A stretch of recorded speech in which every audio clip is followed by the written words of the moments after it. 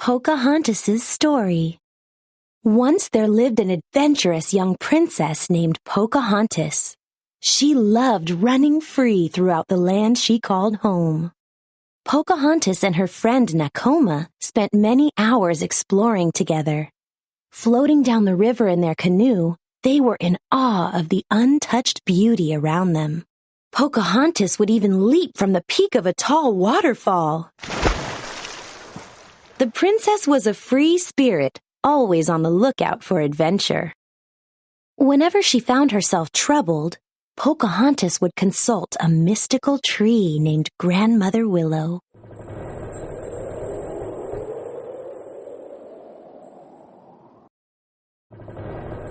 All around you are spirits, child, the wise tree would say.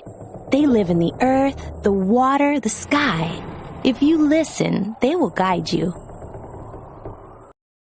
While Pocahontas gazed out over the tops of trees, she saw billowing white clouds. But these clouds were unlike any she had seen before. They were actually the sails of a large wooden ship. Pocahontas watched from afar as the ship, with its many strangers, came to shore. The men aboard were settlers on a hunt for gold, and they believed that they could claim this new land for themselves. But one of the men, John Smith, seemed kind and gentle. Pocahontas followed him through the forest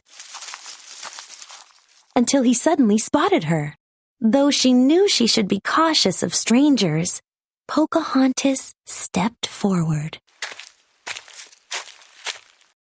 And as the two came together, a magical breeze swirled around them.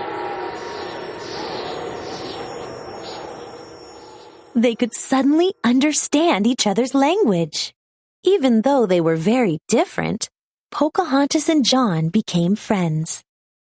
While exploring, Pocahontas showed him what Grandmother Willow had taught her.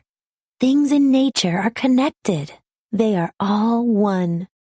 When Pocahontas introduced John to Grandmother Willow, he was very surprised. But the Great Spirit told Pocahontas that John had a good soul. He was a man she could trust.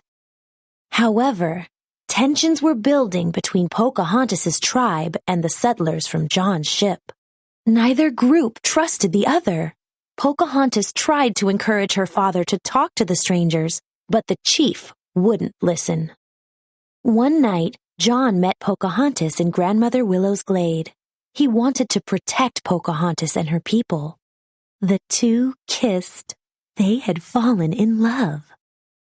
But as they embraced, warriors from Pocahontas's tribe arrived and captured John.